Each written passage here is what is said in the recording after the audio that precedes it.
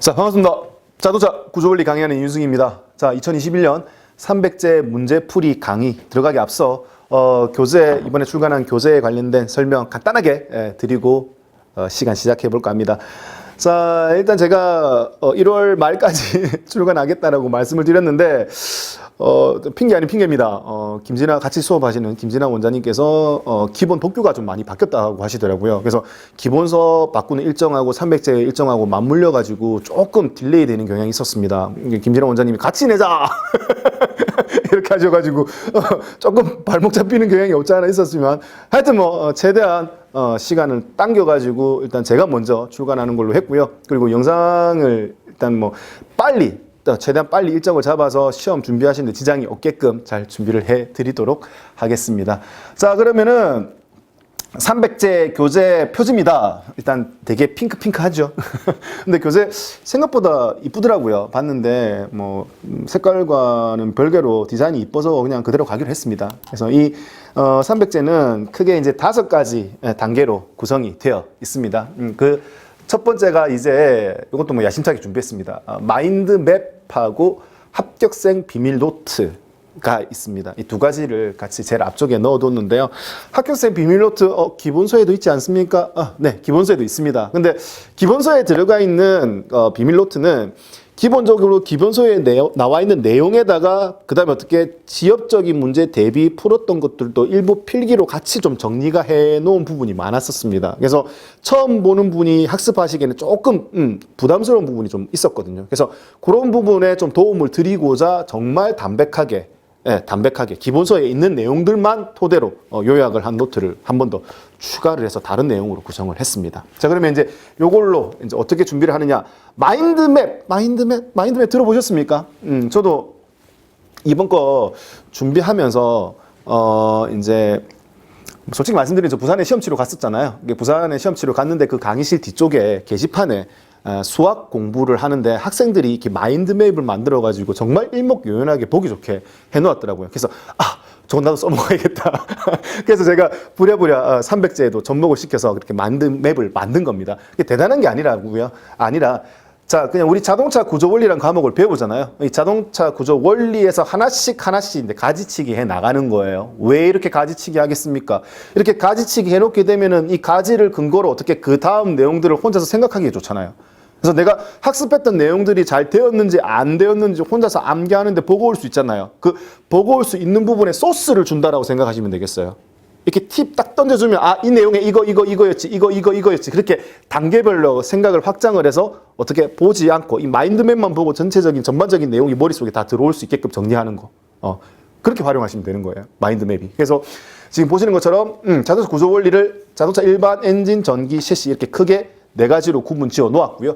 그리고 이제 자동차 일반, 우리 뭐 기본서에서 다 했던 내용이니까 자동차 일반은 다시 뭐 자동차 정의, 분류, 재원 이렇게 나누어서 또 다시 3가지 파트로 배웠다라는 겁니다. 여기까지 해도 잘 생각이 안 나요? 안 날 수 있죠. 그래서 어떻게 했다? 이 자동차 일반을 다시 한 번 더 세분화했습니다. 그래서 자동차 일반이라는 타이틀 안에 방금 설명드렸던 이 3가지 큰 목차 밑에 세부 목차를 더 집어넣었습니다. 아래쪽에. 그러면 이제 여기서부터는 이제 내가 실제 이제 디테일하게 학습했던 내용들, 거기에 대한 제목들이 들어간 거라는 겁니다. 그래서 이제 자동차 관리법에서 얘기하는 자동차 정의, 그리고 같이 배우시는 도로교통법에서 얘기하는 자동차 정의, 정의에 대해서 여러 가지 배우신다는 얘기죠. 그리고 이제 그 도로교통법에서 얘기하는 거에 뭐가 들어가 있습니까? 건설기계 관리법에 자동차도 같이 포함되지 않습니까? 그죠? 그래서 그런 부분까지 이렇게 내용, 키워드를 보고 복습을 하실 수 있다. 이렇게 하시면 되는 거예요. 그래서 이제 법규상의 분류에서 보시면은 자동차 크게 5가지로 나눌 수 있었죠. 뭐와? 승용, 승합, 화물, 특수, 이륜. 기억나십니까? 기억나셔야 돼요. 기억이 안 나? 그럼 어떻게 한다? 또 뒤로 가요. 뒤로 가서 어떻게 한다? 자동차 일반 노트 되게 넣었던 그 노트를 보시고 나눌 수 있네. 법규상 승용, 승합, 화물, 특수, 이륜 이렇게 나눌 수 있구나. 다시 걔는 뭘로? 경영, 소형, 중형, 대형 각각 나눌 수 있었지. 그리고 승용 같은 경우는 배기량하고 길이로도 나눌 수 있었지. 이런 개념이잖아요. 그래서 이렇게 연계해가면서 자꾸 확장을 해서 저 틀이, 마인드맵이 머릿속에 딱 들어있으면 자동차 구조 원리와 관련된 내용은 전부 다 머릿속에 정리가 된다는 겁니다. 그러면 내가 문제를 풀 때 갑자기 셰시 파트에 동력 전달 장치 변속기에 관련된 문제를 풀었어. 근데 내가 처음 보는 문제야. 그럼 어떻게 된다? 내 교재에 다시 돌아와서 어느 부분에 정리해야 될지 마인드맵이 있으니까 찾아서 그 안에 집어넣기가 굉장히 편하다는 거예요. 그리고 그 추가한 내용을 내 것으로 만들기도 너무너무 편하고요. 다시 복습하기도 편하고요. 그래서 그런 용도로 활용하시면 좋을 것 같아서 이렇게 준비를 한 거예요.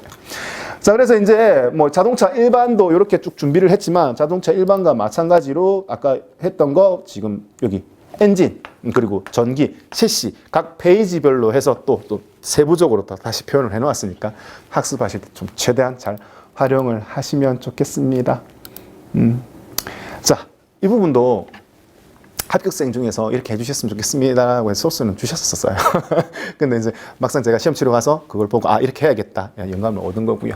그리고 이제 요약 노트의 타이틀의 오른쪽 상단에 보시면 QR코드가 들어가 있습니다. 이 QR코드는 실제 이제 글로 정리하는 게 아니라 영상으로 제가 한 번 더 요약 정리해 놓은 게 있죠. 그래서 영상으로 요약 정리한 것을 파트별로 보시면서 한 번 더 영상으로도 확인하실 수가 있으니 본인 편하신 대로 이렇게 맞춰가지고 학습하시면 되겠습니다. 아, 그 얘기를 안 했구나. 놀라지 마세요. 제가 모든 걸 좀 다 챙겨드리고 뭘 하고 싶고 뭘 빼야 되는데 뺄 건 없고 이렇게 하다 보니까 책이 좀 두꺼워졌어요. 그래서 거의 기본서 두께만큼 됩니다. 된다고 뭐 책 두께 너무 놀라지 마시고 필요한 내용만 선별적으로 보시면 된다는 겁니다.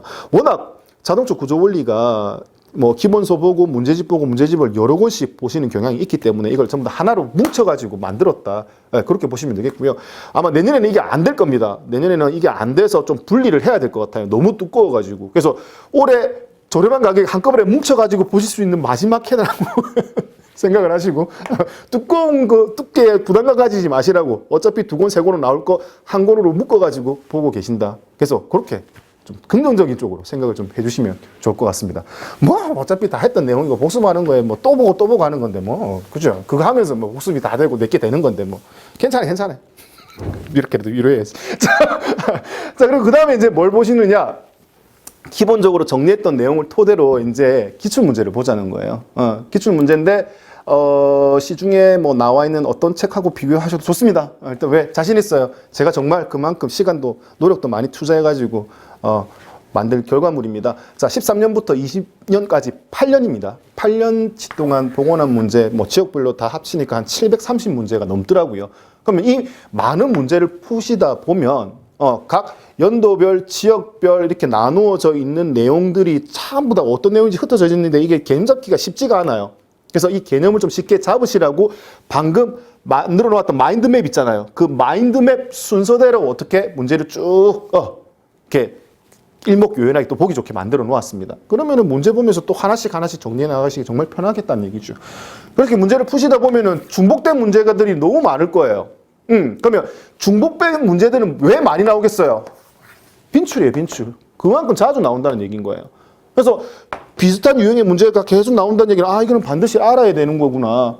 그래서 그거부터 파악하시게 되면은 우리 자동차 구조가 10문제 중에서 어떻게 6문제 정도, 5, 6문제 중에서는 기출, 자주 나오는 거에서 같이 포함이 돼서 똑같이 나오는 거예요, 비슷하게. 그러면 10문제 중에서 6문제, 5문제는 맞고 들어갈 수 있다는 겁니다.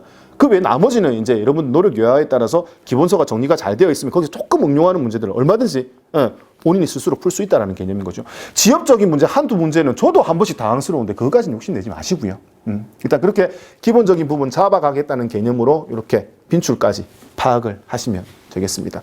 자, 그리고 이제 기본서에는 좀 빠져 있고 나머지 한두 문제 지엽적인 문제로 나올 수 있을 만한 부분까지 포함을 해서 제가 어떻게 엄선해가지고 300제 문제를 뒤에 또 추가로 실었습니다.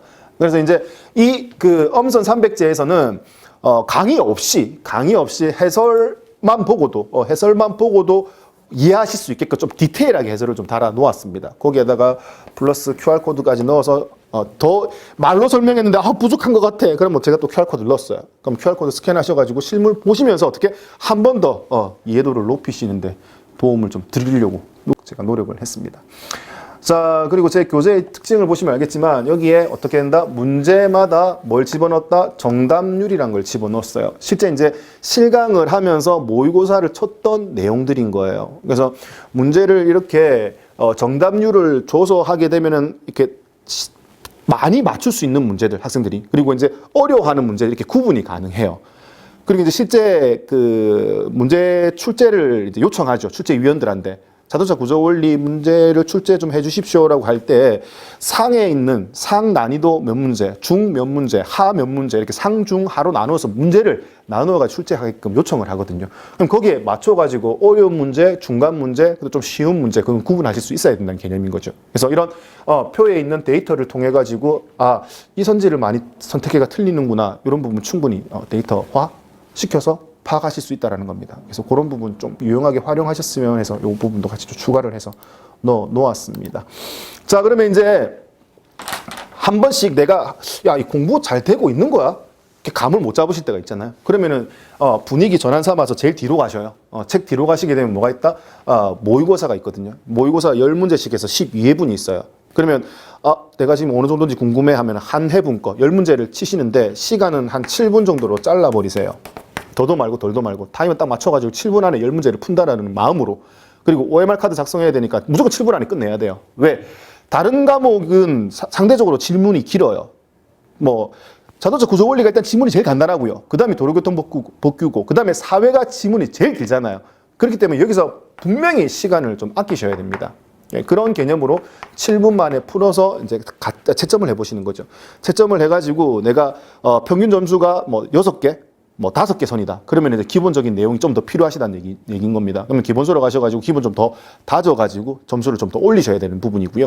7, 8개, 70점, 80점 왔다 갔다 평균적 점수가 유지가 되시는 분들은 이제 기본서가 어느 정도 내용이 머리에 익었다라고 보실 수 있다는 겁니다. 그러면 그 단계에서 내용을 조금 더 확장하기 위해서 변별력을 위한 문제들 뭐 이런 것들 자꾸 풀어가면서 내가 기본서에서 안 배웠던 내용이야 대번 알 수 있어요. 왜? 마인드맵만 정리가 잘 돼 있다면은. 그러면 그 추가해야 될 문제를 어떻게 내 마인드맵에 끌어가지고 점점점 확장을 해 나가시는 개념인 겁니다. 단 여기서 중요한 거 아무리 어려운 내용 확장을 하더라도 기본기는 절대 흔들리면 안 되는 겁니다. 무조건 맞춰야 되는 6문제, 7문제는 절대 흔들리면 안 된다고요.